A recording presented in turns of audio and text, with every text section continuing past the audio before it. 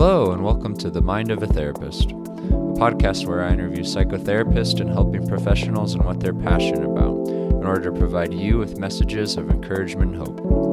I'm your host, Andrew Earl.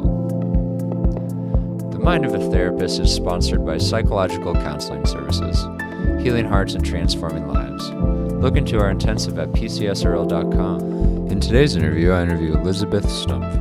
Elizabeth is a somatic psychotherapist that integrates yoga and yogic philosophy into her clinical practice with clients, as well as offering trauma-informed yoga groups and classes to people around the world. She offers in-person training in the trauma-conscious yoga method and acts as the director of online trainee program at the Trauma Conscious Yoga Institute. She believes offering trauma-informed care means doing her best to decolonize her work through ongoing self-study, learning, understanding, and raising consciousness around racial, reproductive, and environmental justice. So without further ado, here's my interview with Elizabeth.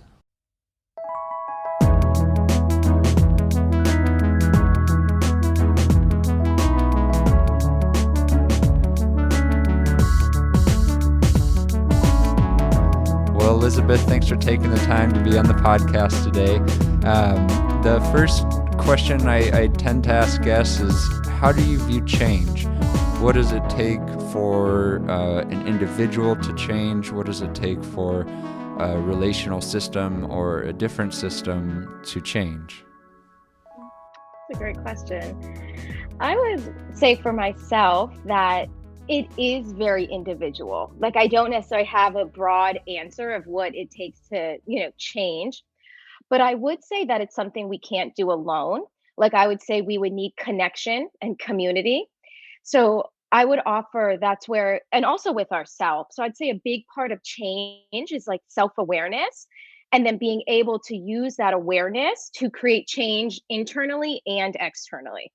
So as you could develop that connection to yourself, I think that would be the key to starting to see change, even externally, and then within your relationships, and then the greater systems. Yeah. Well, you're speaking my language there. My private practice is called Connection Counseling Services, and connection with self is, I think, where it starts, because, I mean, both for us therapists, but also for clients, our relationship with ourself will be reflected in our relationship with others. And I love that you talk too about the change happens in community. It happens with others, because I think there's a lot to be said about that internal work, but we do need to be connected externally too. We're tribal creatures, we're relational creatures. That's how we thrive and change.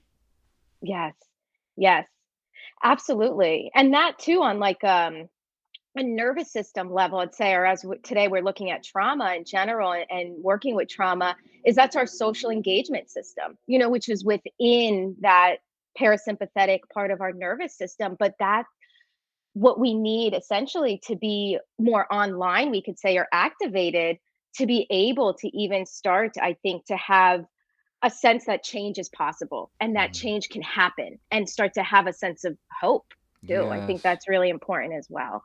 Absolutely. And I think when most people are coming to seek therapists, there's not a ton of connection to that hope. And there's this stuckness, this sense that nothing can change. I've tried everything to change and I can't change. Yes. Yeah. So that's where we can hold some of that hope. Oh, I'm sorry. Yeah. Oh, yeah. How do you hold that hope in your relationship with clients and other people? Yeah. I would say, one, I truly believe that we can change. So I hold that belief in my body when I'm meeting with people, that I know that change is possible, and that I can kind of, in a sense, like, see the complexity of them, that a part of them feels stuck, but a part of them is coming to therapy. Like, a part of them is showing up for a reason. And so trying to help them connect to that part of them that is here, that's there for a reason, that must have some belief that something might be possible. And then maybe we can start to tend to that seed and start to help that grow. Yeah. Oh, that's great. And what do you see as the obstacles in people connecting with that part of themselves that is hopeful, that does want to change? Yeah, what are some of the obstacles you see? Yeah, I'd say that is really where trauma comes in and where maybe we feel certain ways about ourselves or hold a lot of shame or blame or have developed maybe certain stories about ourselves that we're not worthy of change or worthy of the things that we want in our life or to move toward. And sometimes it is external, right? The larger system, the institutions, the culture we live in, the society we live in.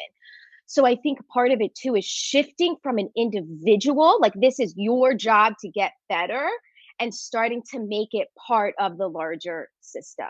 And how an individual's experience, it doesn't necessarily happen in a vacuum. Like we are connected to this outside world. So also that's where sometimes psychoeducation can come in and exploring essentially the system that that person is living in and the culture and religion and all different aspects of self.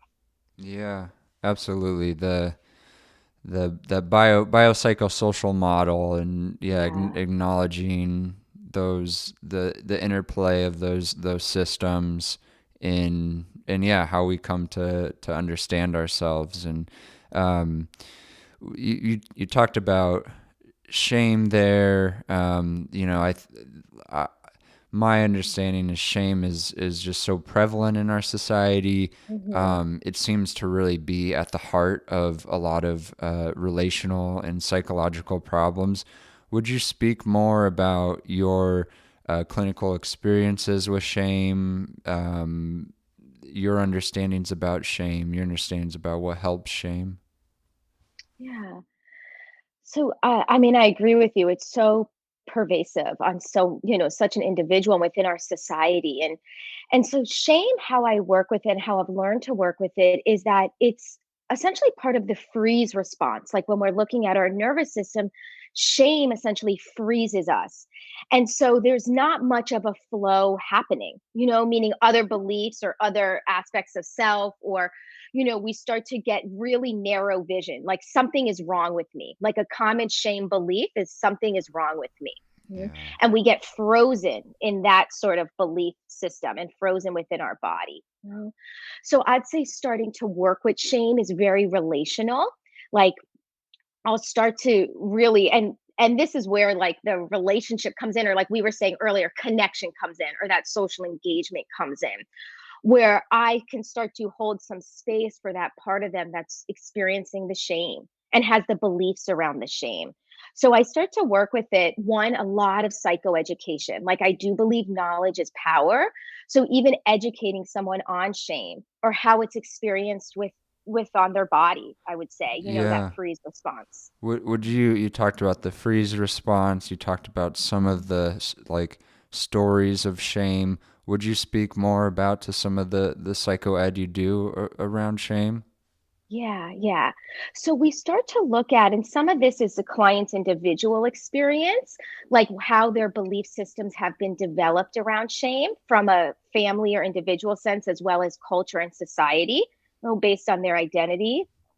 And I would also say that we start to notice how essentially it's felt with on their body. How do they know when they're going into a shame response? What are their cues? What is their system showing to them? And then we can come up with ways that in the moment they might need to ground or find, a tool within their toolbox that they can start to stop that shame spiral because Hmm. it happens, it's like a spiral that essentially happens. Yeah. So if they can start to know what that feels like, they can work with it in a different way and not get lost in the story around it, if that makes sense. Yeah. Well, I get it. I get that spiral with the shame thoughts, the feelings. I've heard shame Hmm. described as like this visor, or like a selfish friend that keeps us from others. So yeah, we're away from others, we feel the shame, we're having these negative thoughts about ourselves, and we're just kind of withdrawing and isolating. So I'm hearing Yeah. in really tuning into what are the cues in our body, what do we feel, what are the triggers, and starting to identify those. that can help us then shift and utilize these tools to shift out of that vicious cycle. And what are some of the tools that you've seen be helpful to people? What are some of the tools you share with folks around contending with that shame? Yeah. I'd say that can be where yoga comes in. So starting to explore the practice of yoga, say breath, starting to help someone connect to the breath, because that's very helpful if someone's starting to shut down, like you were saying, and go into that freeze. The breath can be what starts to help someone come out of that if it's safe for them. There's, kind of some disclaimers around that, but I would say sound. For some people, they really connect to sound, whether it be music or the Om sound or Vu sound. So we find what would work for that person. And sometimes it's coping, like coloring or knitting or finding things that they can do to help them ground in that moment and sometimes distract, and that's okay too. Yeah, absolutely. And you talked about yoga. I'd like to talk a bit about yoga with you because I know that's Mhm. part of your background and training. Will you speak about some uh, important considerations for therapists and clients if they're thinking about suggesting a client with a trauma history start to do a yoga practice? Are there certain places where people might be where yoga wouldn't make sense? And then, yeah, I'd love to go from there. Yeah. Sorry, I don't know if you can hear my dog barking. Okay, Yeah, he no doesn't problem bark though. No often, but problem. okay. I didn't know if that was distracting. It is, yeah. So you were asking me essentially how, like, what would be a safe way to start to incorporate yoga into clinical work. Yeah, and are there cases where it would not make sense for a client? Hmm. Yeah, I would say in general, yoga can be a very safe practice. And yoga isn't necessarily just how we think of it in the West. And that's what I'd want to offer is that we can start to expand. It's not necessarily, I get on my mat, I move through a series of poses, and then I'm done. You know? So we can start to look at yoga as the breath is yoga, you know, service or loving kindness is yoga, learning is yoga. And so we start to like when we look at yoga as more broad, it starts to help clinicians feel like it's more accessible. Like mudras is yoga, like what we do with our hands. And so I'd start with that. When we can start to expand the definition of it, we can start to feel as clinicians more comfortable starting to bring it in. Of I'm not a yoga teacher, I can't do that. And so I'd want to start to help people feel like they do have more of the skills that are related to yoga. And then if they wanted to build on that and offer more asana or poses, I'd offer that they'd want to get, certified for yoga so that they can have that knowledge base and feel confident in that. And when it comes to the client side, I would offer that again, yoga doesn't have to look any certain way. And that's where it would really depend on the state of someone's nervous system. So, for example, if someone is more in a hyper vigilant state, like they're hyper aroused and have a high anxiety, I wouldn't necessarily recommend a yin class or restorative class because they're going to be way up here and trying to boom, like come all the way down. And it might not be safe for their system to be in stillness and to be in quiet with themselves. Mhm. And Yeah. vice versa. If someone's very shut down, they might not go to an intense, vinyasa class where that movement might not be accessible to them and then reinforce a story that something's wrong with me. Yeah. So kind of tailoring what type of yoga class you would go to depending on your internal system and how aroused or unaroused and shame you might be. Um, Yeah. with y- would you give a definition of yoga? How do you understand or define yoga? Because I heard you talking about it's not just the poses, that most of us would think, but it could also Yeah. be breath, movement with our hands. Would you give a Yeah. definition? Yeah. Sorry about that. Fraser. The puppy wants to give a definite. He He does. wants to be Yeah. heard. So I would say yoga is really the definition is union, like a yoking of mind, body, spirit. right? So it's starts to be a oneness with ourselves and oneness with something bigger than us. And how I like to work with it too is it's like essentially the individual self also connecting to the larger divine or the larger collective in general. Mhm. And so when we look at it that way, we could start to expand yoga to working with all parts of ourself, mind, body, soul, and spirit, and what those different parts of ourself might need. Mm. And it's really based in the message of love, like loving kindness, of oneness. Mm. That me and you are one. Mm. Individual selves and one. And then helping people start to really connect to that as a foundation. Yeah. So yeah, that acknowledging of the interconnectivity, the love that we have both with ourself on the different parts of us, but then also with those around us and other living beings. Yes. Yeah. Because what yoga can start to do is it expands our capacity to also be with discomfort. Like when we're on the mat and we're starting to feel some sensations in our body, we might be able to have a different response to it. Meaning, okay, I can sit with it, or I can go into a pose, or I can be connected to my breath. And so we start to learn to have capacity for what's happening within us. And that's called interoception, which is a big part of trauma work. So we start to be able to be aware of our internal sensations. And then with that, we start to build confidence on the mat. We can start to build trust. We can take small risks. I might try a balancing pose, and there's a risk that I can take that feels safe within my system. And that's a way people can start to develop that trust within themselves as well, if that makes sense. Mm. Yeah, that makes sense.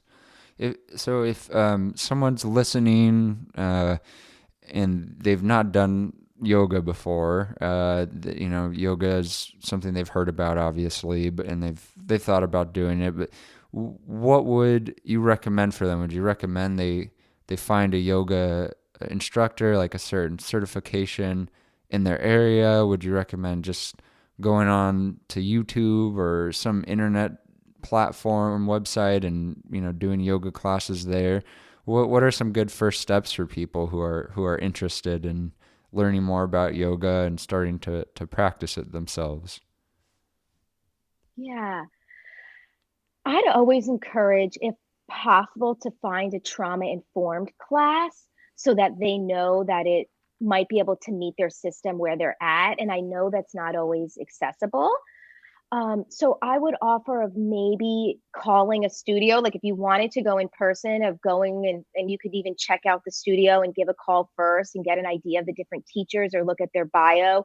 If someone doesn't feel safe or comfortable with others, which is very normal at the start of yoga, that is very, I mean, YouTube is amazing. All of this can be accessible at home. So if it felt more comfortable to have that of I'm just going to try it by myself before I kind of put myself out there, like that would be a great place to start. Like I would encourage someone to start wherever they feel comfortable. Yeah, oh, that's great. And yeah, I know yoga for me has been such a healing practice, and I Mm-hmm. just want to speak from my own personal experience of the slowing down and tuning into my body. There've been a few other things like rock climbing that I've done, going on walks in Yeah. nature that have been similar, but just I love that practice of being guided through focusing on the breath, focusing on the body, and it's such a good practice too to get to extend the practice of like tuning into my internal system, because anyone who's done yoga knows there's the poses that are on your limit, like you're saying, these Yes. poses that are like, for me it's a flexibility piece. And so just be noticing when certain parts of me come up on the yoga practice, and then being able to Yeah. tune into those parts and be there for it's such a great impetus for parts work. Yes. Yes. Same. I mean, for me, yoga has just been such a life-changing practice. Really the way I connect with myself and see the world. It's really helped me be able to do this work, I would say, essentially, and have that connection with myself and with others. Mm. Yeah. Will you speak a bit Yeah. more about what yoga has been for you and how it's been Mhm. healing for you? Yeah. I would say I found yoga, I'd start with at like a very difficult time in my life when I was, younger and was encouraged to go. And I went to this first class and I really just fell like in love in a sense. Like, this is what I was looking for. It felt like this is what I needed, you know? And so for me, it's just been a profound experience of helping me connect to my body. And then, like we were saying, learn to kind of tolerate what's happening, to sit with what's happening. Like you were saying, meet those parts of myself when I'm challenged. It helped me grow a lot to meet those different challenges without overwhelming me. So I was able to be with what was happening. I think that's what yoga gives us too, is I can take these steps along the way and still start to feel like I can do this. So I built confidence, I built trust in myself. And that's been a big part of my own practice. And listening, like really slowing down to listen. So I've learned how to listen to my body through yoga. And and I could say the last thing is, that for me, kind of that push of like, well, my knee hurts, but I'll do it anyway. Of like, no, maybe I shouldn't do that. Maybe Yeah. I don't need to do that. Like that's Yeah. not. And so learning how to listen to those things without that judgment, that is so typically might come along with it. Like, you know, Yeah. so that's been powerful for me. Wow. Yeah, listening to yourself, really listening. And then Hmm. you said it's been a process of trusting yourself, building trust. Will you say more about what that's been like for you, building that trust? Yeah. So I'd say that for me looks like really listening to my intuition. Like having that wisdom within me, like knowing that that wisdom within me is valid, is true, is there to guide me. So I'd say that has really come with more like embodiment. I'd say living within my own body. And that I've done through yoga, through a lot of grounding, like the mat, like the practice itself of yoga as grounding, coming into the present moment. So I'd say a big part of trust for myself has also been learning how to live in the present moment because that's when intuition happens, right? It happens in the moment. I can't plan for it. Like, so it's like building that capacity. And this is what, trauma does impact that ability to live in the present moment. So I would say as we build that ability to be present, we can also then start to build that trust within ourselves and that listening within ourselves. And that, oh, my intuition is always with me. It's actually here right now. Mhm. Yeah. What does that intuition look like for you? How does it show up? Is it a voice? Is it feeling? All the above? What does that look like? For me, I would say it is some of it's a body sensation. Like I can very much feel when I check in if it feels expansive or contracting, right? So intuition tends to be more expansive, fear tends to be more contracting. And so I'd say when I start to feel that sense of expansion, and then I do often kind of listen and do hear things I could say of kind of the next path to take or what I might be guided to. So I sometimes do get that kind of thoughts or auditory of like, oh, okay, that's it. That's it right there. I'm gonna go down that path. Even if it doesn't fully make sense, it does. And like and that listening. And I check in with my body along the way. Hmm. That's great. And yeah, thanks for sharing that because I think that that'll resonate with a lot of people. I know, yeah, that talking about trauma, talking about shame, and not trusting oneself. I think there's a common experience of for a lot of folks of focusing on taking care of people around us and uh, you know I've heard from a lot of women in our society, but a lot of men too, that's, there's that part of them that's caretaking, that's not as Yeah. tuned into their wants and needs and intuition, and maybe doesn't have as much trust with themselves. Yeah, so happy to hear that you've gone through, and I imagine you bring your clients through this process of developing trust with themselves and that intuition. Yes, I think it's such a big piece of, my time with clients or working with people of kind of like we were saying, that is that connection to self. And often to do that, we'll explore fear and work with the part of themselves that has fear. Because fear and trust tend to be essentially an inverse. Like the more fear, the less trust we tend to have. And the more trust, right? Doesn't mean the fear completely goes away, but I'm not stopped by it. It doesn't control me. I trust that I can handle what happens. Yeah. So there's not necessarily an absence of fear, but there's amidst the fear this trust, trust in what trust in self, trust in what does that look like for you, or what have you seen for others? Is it trust in the intuition? Yeah.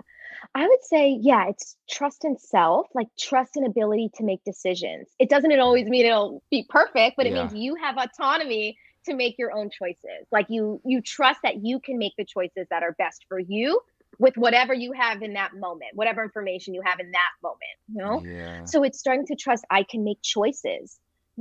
I know what's best for me. I know what my body needs. I know what I want. I know what I desire. Mm, Like I trust I can go after those things. I trust I yeah. can create the life I want. And so starting to really feel that sense of, I would say, empowerment, really, that sense of Mm, empowerment. yeah. And so is it to you a process of um, just kind of changing those patterns and stepping into that trust is the healing process for you with those parts of us that feel the fear, listening to the fear, tuning into how to, like, what are the Yeah. key points for you in moving from that place where maybe this part of us that's really fearful, really in shame, is kind of running the show, to trusting, okay, I'll make mistakes, but I'm trusting that this is what I'm wanting right now. Trusting this is what I need. This is the direction I'm headed. Will you share a bit more about the process from being more, blended, have the fear, shame more in the driver's seat, to that trusting posture? Yes. Yeah.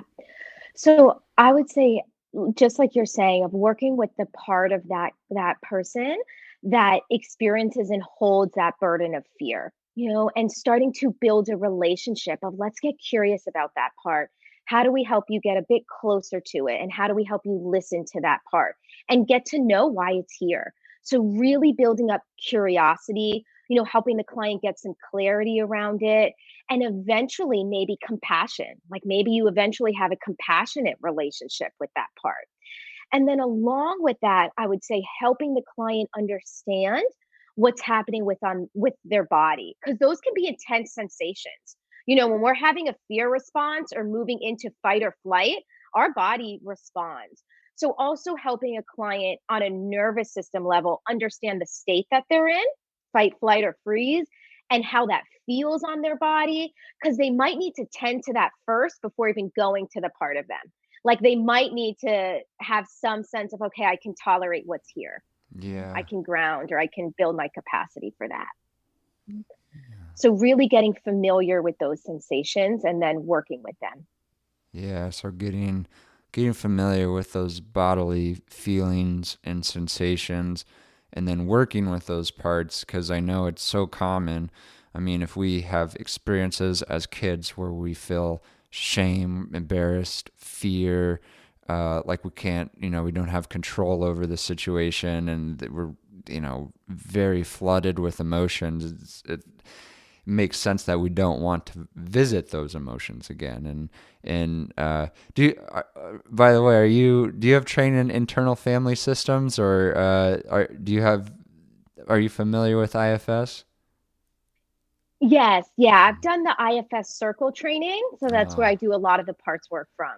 Yeah. awesome. I can tell with your language. I was like, it sounds like it would be a crazy coincidence if you did it. But Yeah.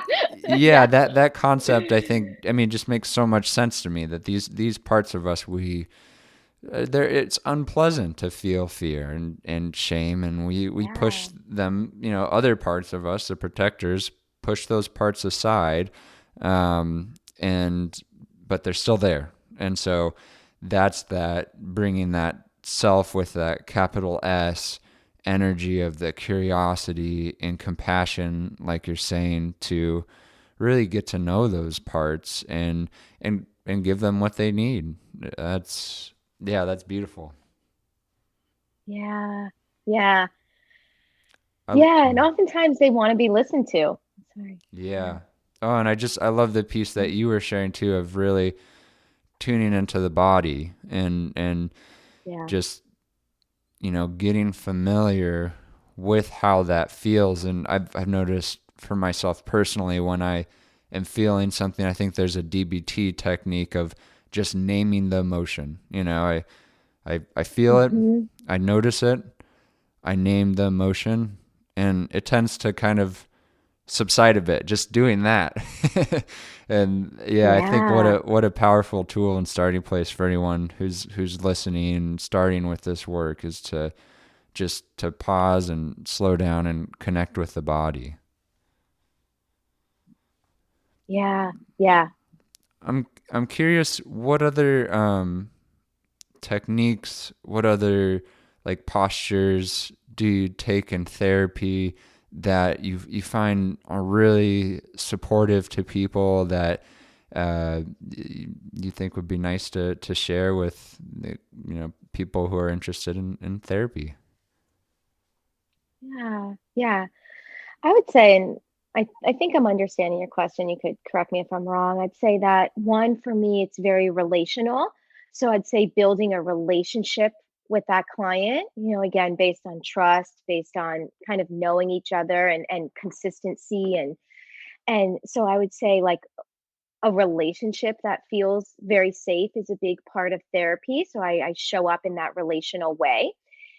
And I would offer, and maybe this is, if this is answering it, like a lot of it is doing my own work. I guess, like, what do I take? It's like doing my own work, like kind of showing up from a place of compassion, from curiosity, and being able to offer that energy to clients, making that more accessible to them.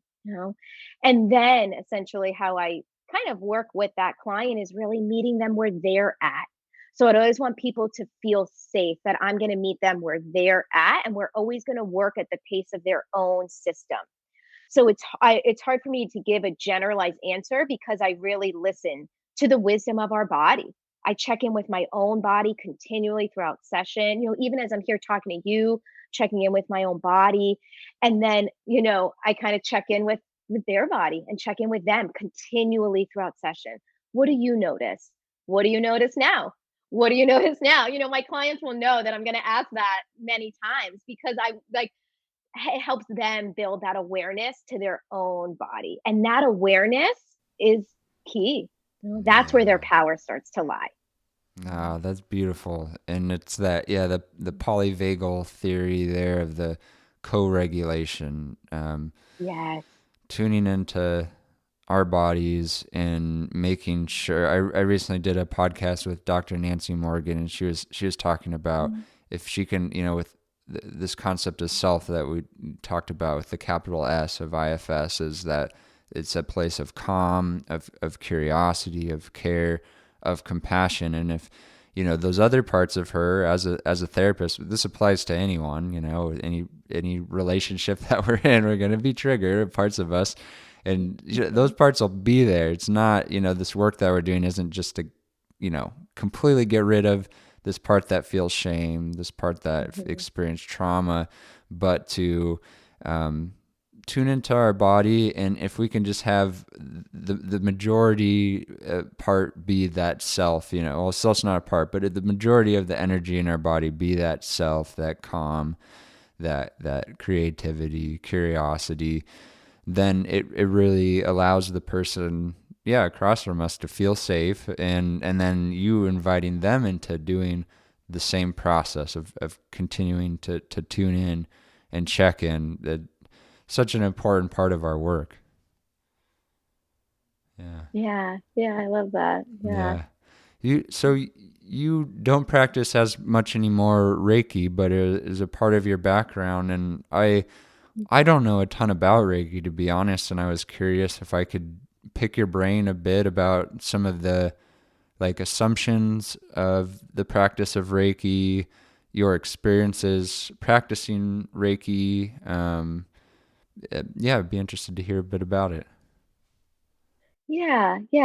So Reiki is I'd say more of an energy sort of practice where you're using the energy, like the Reiki energy we would say, to help move that. So let's say someone goes to a Reiki practitioner or someone who offers it, they might do mostly it's hands off, so you're not necessarily doing any hands-on touch, hands off, and you're inviting the Reiki energy to essentially do whatever it needs to do. So it's not like, oh, I, Elizabeth, am doing this thing. I'm essentially inviting in the Reiki energy that I've gone through the training to essentially invite in, and let that Reiki energy guide me to move whatever needs to be moved on that person's body, to kind of essentially move energy through them, stuck energy, trauma that's stored on people's body. So it's another practice. It's a kind of like a non-touch massage, essentially, to start to move what is being stored in someone's system, in someone's physical body. Hmm. And did you find I'm under the impression you don't practice it as much anymore because you've been doing more telemedicine and it's not as conducive to that. But do you find that is pretty effective for people in moving out some of the places of tension and stuckness? Yeah. I would say it has been very effective, and it really depends on the person's system and energetic body and where they're at. But it can be a really, powerful, helpful practice of you're also connecting to your body because you're feeling sensations, you're feeling temperature, you're notice things start to change. So that's another way to become aware of your internal experience. Mm. And people do offer distance Reiki, like you can do it distance Reiki that way. It just hasn't been as much part of my practice, but I know other Reiki or people that maybe solely focus on Reiki are able or do offer it that way. Oh, okay. Mm-hmm. Nice. And Yeah. yeah, I'm curious. We're getting towards the end of the interview here. Is there anything we haven't touched on? Anything that maybe you had in the back of your head or is coming to mind now that you think would be a helpful tool or something you're excited about sharing? Something you've been interested in Mm-hmm. lately? Maybe it's not even therapy related. Mm-hmm.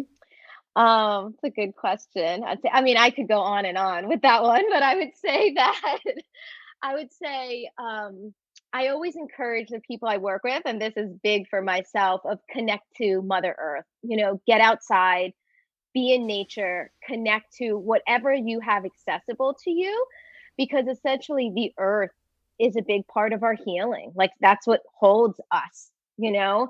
And that for me is how I really help clients ground, is to connect to the earth and to feel rooted here. And so I'd always encourage, and that's something I really do for myself, is like getting out into those spaces as much as possible. Mhm. And connection with others, connection with others in safe spaces and safe groups. And I'd always encourage that, and something also I try and practice for myself. Yeah. I'm so glad you mentioned that.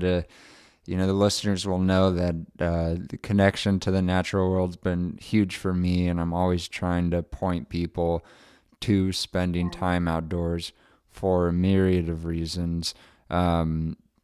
And, just as simple as you've got a few minutes in your lunch break, a few minutes here and there, and just walking outside, looking at the clouds, looking at a tree, and just taking the colors blue, the colors green are very regulating to the human body.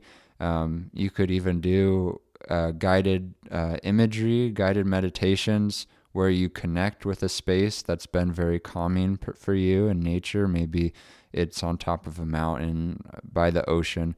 I actually have a podcast. I'll try to remember to link in the show notes that I've done previously of a guided meditation that I like to walk people through, where you connect with a place that has been very comforting to you in the natural world. So speaking my language there, and I don't think I can state that message enough. Connecting to the natural world, I think it's so important. And I'm noticing a tree painting behind you. Does Yeah. that have a particular meaning to you? Yeah. Well, that I just loved it. I mean, that's my peace tree. Is it I mean, it's like a kind of the peace peace sign? fingers. Oh, I Yeah, it's the love peace sign that. with the tree. Okay, Yeah. couldn't quite make And that out until I you love said it. having it. I mean, yeah, it's so grounding, all the roots you can see in it. And it's like that is us. I mean, we are the earth essentially.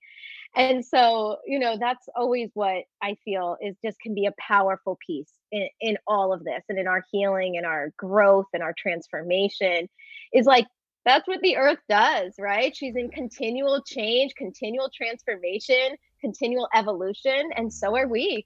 And we can be part of it and we can kind of have the support from the earth through that process and through others, or from others, I should say.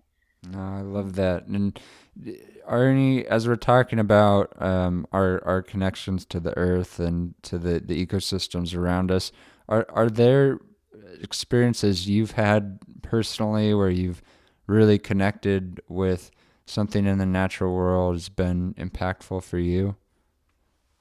Yeah. Oh, I mean, now you're speaking my language. I'd say that's where I get a lot of my kind of insights from or growth.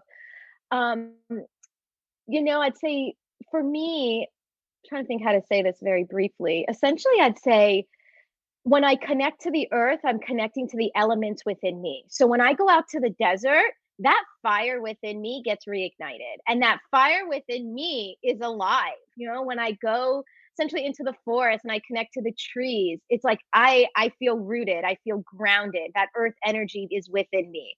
I might go to the coast and I'm near the water and there's my flow and I am water. So I'd say each of the earth elements when I go to different places, and we're so blessed to live in a place that has access to so much, Yeah. of this natural world. Of what it does for me is it ignites what's already within me. Of oh, this fire is within me because I am this earth element. And I'd say that is what helps me feel so alive. And then I can share that with others and share that message and connect them to their own, elements within them, whatever that might look like. Oh, wow. Well, I think we could talk about this for another hour, but Totally. Yeah, yeah. it's about time to start wrapping up. Before I ask the last question, I usually ask guests if people want to get in contact with you. Where would be a good place to direct them? Yeah, so they can go to my website, peacefulpranatherapy.com. I'm starting social media, so I'll be on this thing called Instagram soon, if you've ever heard of it. Nice. So I have that going. Yeah. So they can find me on my website mostly. They can always, find me on Instagram. I'm on there as myself, Elizabeth Sumpf, and send me message. Also through the Trauma Conscious Yoga Institute, they can reach out to me through there and find some of my work. I offered classes and groups through my own practice and through the Trauma Conscious Institute. Oh, great. Great. Yeah. Well, and you practice your license in both Oregon and Florida? Yes. Okay, great. And the question I like to ask guests at the end is, what's a message of hope you'd like to leave the listener with today? I love that. The message of hope, I'd say that the answers are already within you. Like everything that you're looking for is already within you. And it's connecting to that. So my hope would be that what you're looking for is there. It's there. Uh, That light is already shining within you. that's beautiful, and what a a message that is just counter to shame. That's Yeah. wonderful. Yeah. Great. Well, Elizabeth, thanks so much for taking the time today, and hope you have a great rest of your day. Thank you. You too.